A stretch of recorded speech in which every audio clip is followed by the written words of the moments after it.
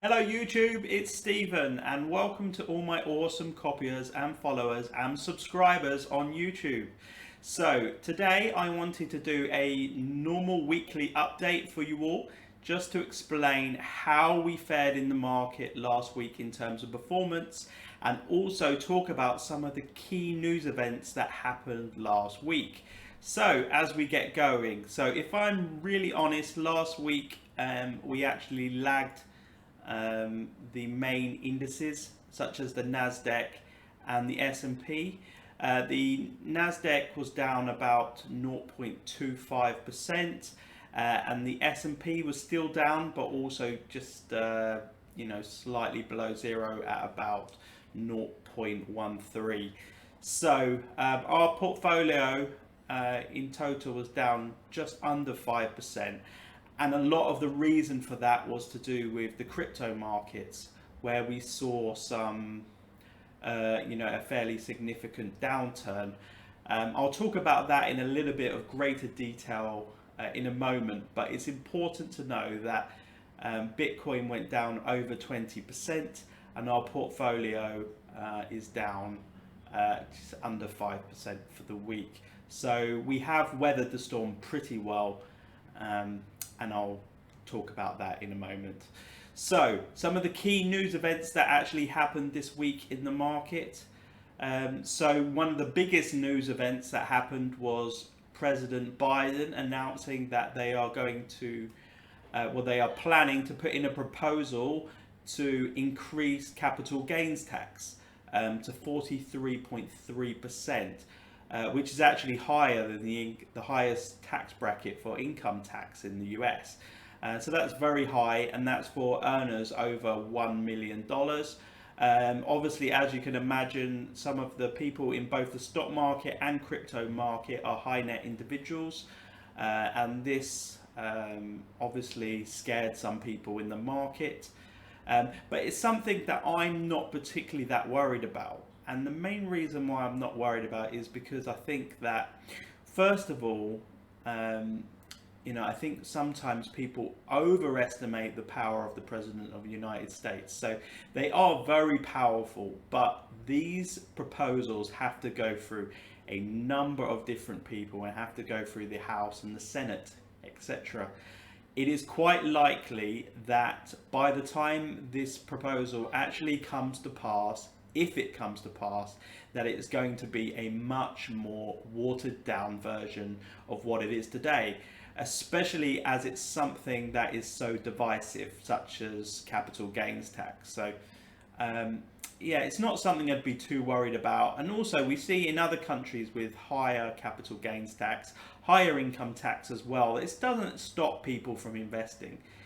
Rich people always want to make more money and they want to invest. So I think after the initial shock of this news, I think some reality will step into play, and I think we saw some of that reality on Friday as markets started to rally. Some other news from the US, unemployment rates also again hit a new pre-COVID high. So that's pretty good. So the unemployment numbers are going down in the US, which shows a lot of people are going back to work and the economy is starting to recover. So that's great news. We also saw an increase in the prices of housing in the US. A lot of this is to do with an undersupply. So actually less houses have actually been sold in the US. But this is actually causing an increase in the price. So we're seeing last week we saw some good results from companies that are involved in either residential or office real estate. So that's actually really good, and REITs, etc. So in other news, we also saw the earnings season in the US, which has kind of kicked off. One of the notable ones from this week was Netflix. I think this was inevitable. The results actually showed that the number of new subscribers to Netflix is actually slowing.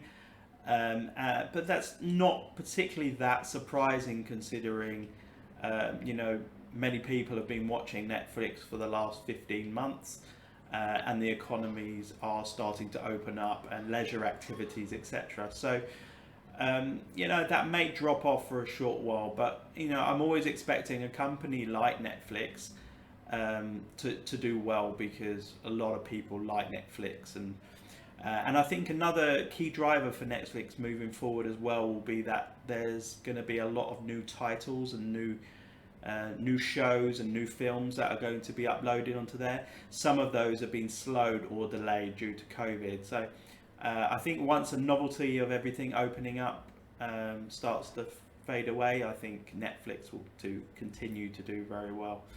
So if we look into other markets such as Europe, mainland Europe is still having quite a lot of issues to do with COVID and their vaccination programs. Actually, Germany have actually lobbied for a new law which allows them to place more restrictive measures on their population, such as curfews. So that has just passed through.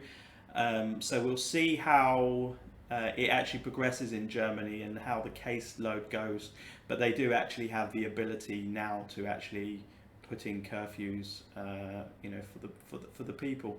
So the UK has actually opened up its markets. A lot of its either outdoor or some shops have actually reopened as well. So the economy is starting to go back to a higher level of normality. We should see another phase of reopenings in May as well in the UK. But all in all, the actual stock markets in Europe were mainly down for the week, and some of that is a knock-on effect from the US as well. Actually, in terms of air travel for Europe and the US, many of the airlines actually came out with their results, quarterly results very recently, and all the results, although the results weren't the best in terms of numbers, most of them actually said that air traffic was starting to increase as more people were getting vaccinated and more people were feeling comfortable with being able to travel and being around more people. So I think that's a good sign moving forward. China was also a slightly brighter spark in the markets this week. There was actually the Chinese government actually came out with more regulations around fintech companies and technology companies in general in China. Although they were pretty strict, and there's actually more increased entry requirements for new fintech companies listing in China, this was generally seen as a good thing. And the reason why it was seen as a good thing is because it is felt that it provides more regulatory clarity than before, because there was a lot of kind of grey areas before. So this is kind of setting out the framework for fintech companies in China moving forward. So generally pretty good for China fintech companies. Also, some of the state-owned Chinese companies actually released results over the last couple of weeks, and actually they were very strong, and actually surprisingly really strong. So it just shows that there's a pretty good bounce back in the Chinese economy. Obviously they were the first people to experience COVID, but at the same time they're one of the first economies to start to recover as well from COVID. So good signs in the Chinese market. The 5 best performing stocks in my portfolio this week were: number 1 was Everbridge. This is a company that I really like and I have worked with previously pretty closely in the past. They've actually just announced that they will be supporting a company called Dentsu, which is a global advertising company, to actually protect 46,000 of their employees in terms of critical management response. So this was actually really good news, and it has actually done really well, and they've actually grown 3.67% this week. Second best performing stock is a company called Raytheon, which is a defense company, and they've made about 2.97% this week. A lot of that's to do with a Navy contract that they were actually awarded just a couple of weeks ago. They've also announced a change in their CFO, and it's someone that's pretty well respected in the world as a CFO. So that's actually done very well for the stock price as well this week. The third best performing stock is a company called Micro Focus, based in the UK and on the London Stock Exchange.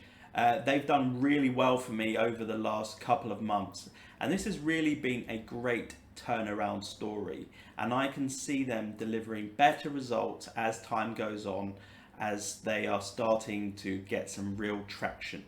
The fourth best performing stock in my portfolio this week is a company called Ali Financial. Ali Financial have done pretty well this week. They've made about 2.49% up this week, and they're actually performing really well, and they've actually delivered and surpassed targets over the last few quarters, and actually we're seeing some real bright spots in terms of the auto insurance product, which is really delivering more and more growth as time goes on. So yeah, I'm very bullish on that moving forward. The fifth best performing stock is Medical Properties, and this is actually a REITs based US company, and what they do is they actually rent out hospital buildings to the major hospitals around the world. And obviously, as real estate prices can increase, this is actually very good for them because it allows them to be able to charge larger rents, and as there is less and less properties as time goes on, this allows them to be able to do longer contracts and become more profitable. So that's had a really good week this week. So I want to talk about now a little bit more about crypto, because I know a lot of you may be anxious if you're pretty new to the crypto market. So we've had a pretty sizable downturn in the crypto market this week, and I think that is down to a lot of reasons. So I want to really kind of break those down for you so you can get a better understanding. So I think first of all, a lot of it was to do with Biden's proposal to increase capital gains tax. So if you can imagine, a lot of people in crypto are high net worth individuals who have made significant profits over the last year and a half. So I think there was a bit of panic there that a lot of people were going to get taxed on their crypto. But I think what you need to know is that if we want governments to legitimize cryptocurrency, it is pretty important that they are able to tax it. Okay, 43% is a little bit extreme, and I expect that to be watered down. But I think we're going to have to know that depending on your jurisdiction, that you're going to have to pay tax on your crypto gains. And I think that is something that's actually required for it to not only legitimize crypto, but also give governments incentives to allow and to actually endorse and promote cryptocurrency. So it's not something that I'm particularly worried about, and I think the show will definitely go on regardless if capital gains tax is implemented at a higher rate. The second major piece of news this week was that South Korea have actually cracked down a little bit more on anti-money laundering laws. So they've actually confiscated about $20 million worth of cryptocurrencies from citizens in Korea, but mostly from company heads or people that were involved in taking cryptocurrency payments or cryptocurrency businesses. Again, it's down to taxation. So just like any asset in the world, if you owe a lot of money either in tax or in debt, if you're unable to pay that tax or that debt, then your assets are going to be seized. And it's a similar thing it's going to be a similar thing in crypto. Right now, it's a bit harder for them to monitor, but again, it's all going to come down to that you're going to have to pay tax on your cryptocurrency. I don't see much way around that. But what I think you need to know is that this is pretty normal in terms of the dip. Even 20, 25 to 30% dips, even in bull markets, can occur in crypto. And it's happened time and time again, not only in this bull market that we're in now, but it's also happened in previous bull markets moving forward. So again, it's not something that I'm particularly worried about. Yes, it's moved slightly below the 100-day average, but it is exactly that. It's an average, and sometimes you're going to be above it and sometimes you're going to be below it. But you've got to think about the pure fundamentals here. More and more companies are coming in and buying Bitcoin for the reserve assets, for their balance sheet. So we're going to see more and more of that. Hedge funds are buying in, insurance funds are buying in, and we're not seeing news of hedge funds or corporate companies starting to sell their Bitcoin. No, quite to the contrary, we're seeing more and more interest in the asset. So I think it's just a period of time that we've got to ride out. I've also been making a few moves to try and dampen some of the effects of this crypto downturn over the last week. So I've made a lot of kind of short-term trades where I've taken profits of about 5% per trade. And I usually do this towards the low of a very volatile day. And I try to play the volatility to our advantage. And so far over the last week, I have a 100% record in closing these positions at over 5%. That being said, I'm still being pretty conservative, and I'm only allocating a very small percentage of our pot for this use. So I'm not taking undue risk, or agile, and we are able to make these small moves. And it's another reason why I have a fairly large amount of available cash on hand, because it does allow me to be flexible to make these moves. We also have seen for the first time that the Bitcoin dominance, so the Bitcoin dominance is the amount of market cap percentage of Bitcoin compared to all the rest of the altcoins. So that's actually dropped below 50% for the first time in 3 years. What this indicates to me is that it's quite likely at some stage that we're going to start seeing an acceleration in altcoins, and they're probably going to outperform Bitcoin. But that being said, again, it doesn't mean that we rush into altcoins and we take on more risk. No, I'm pretty happy with the positions that we have, including our Bitcoin position, which I still expect to rise. But it's just good to note that I think it's pretty likely that an altcoin